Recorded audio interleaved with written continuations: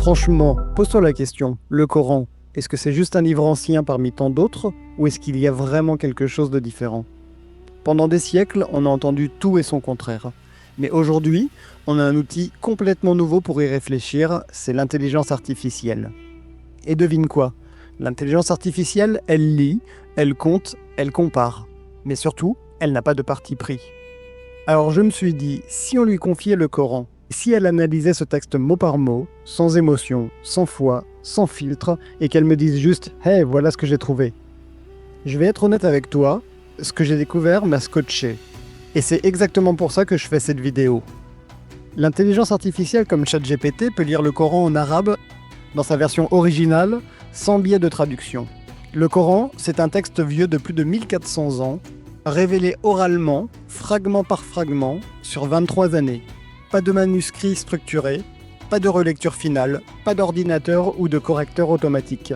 Et pourtant, il est resté intact, mot pour mot, récité par cœur, appris dans le monde entier des générations durant.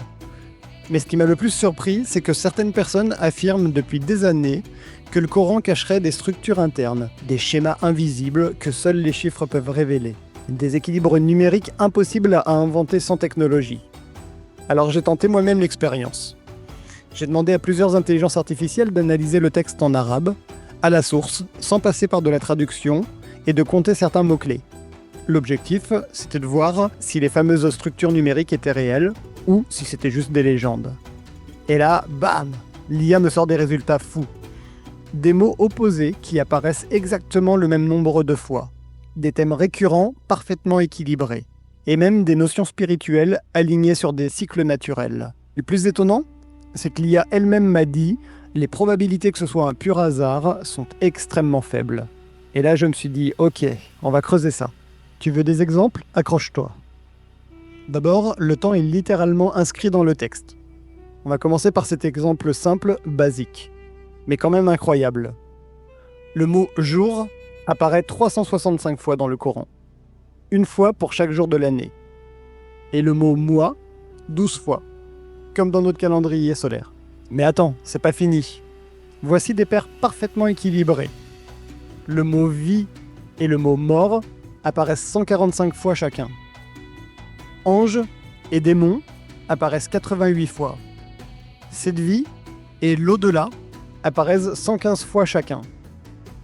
Le mot paradis, lui, apparaît 77 fois, et le mot enfer, 77 fois aussi. Les mots homme et femme apparaissent 24 fois chacun, et ces mots sont dispersés partout dans le Coran.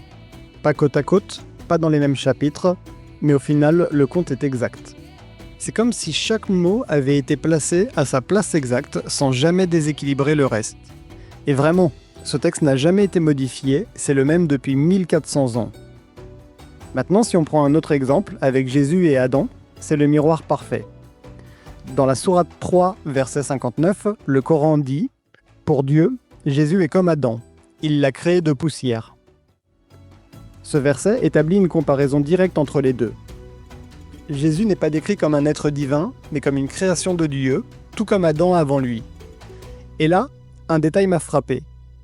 Dans tout le Coran, le nom de Jésus est cité 25 fois, et Adam aussi 25 fois. Pas 24, pas 26, 25 tout pile. Ce n'est pas forcément une symétrie autour de ce verset précis, mais c'est un équilibre global qui colle parfaitement à ce que le verset exprime.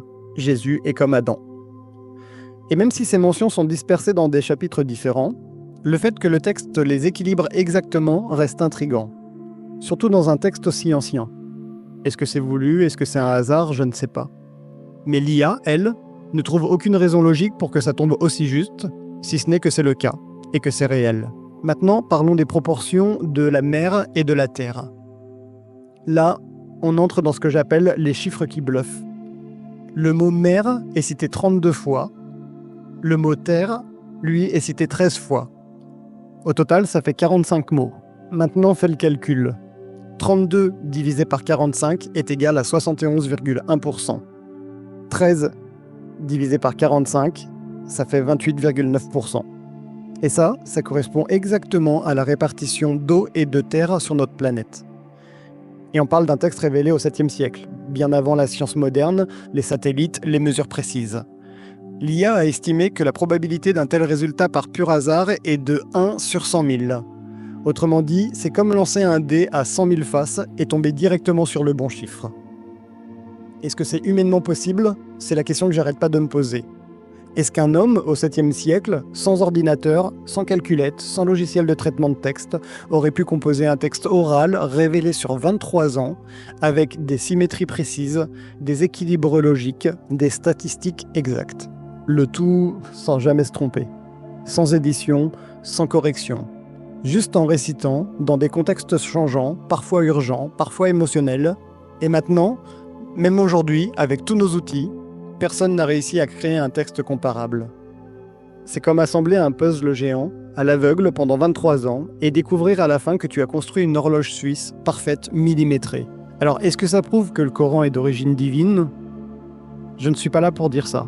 Je ne suis pas un savant, je ne cherche pas à imposer une croyance. Mais j'ai vu un truc incroyable, un texte vieux de 1400 ans, qu'on fait lire à une IA sans foi, sans émotion, et qui révèle des structures incroyables, impossibles à prévoir. Moi, ça m'a donné envie de creuser encore, et de partager ça avec vous. Alors non, je ne dis pas croyez, je dis juste regardez, écoutez, réfléchissez. Peut-être que ce que vous allez découvrir changera votre regard. Il suffit d'une curiosité sincère pour commencer à voir autrement.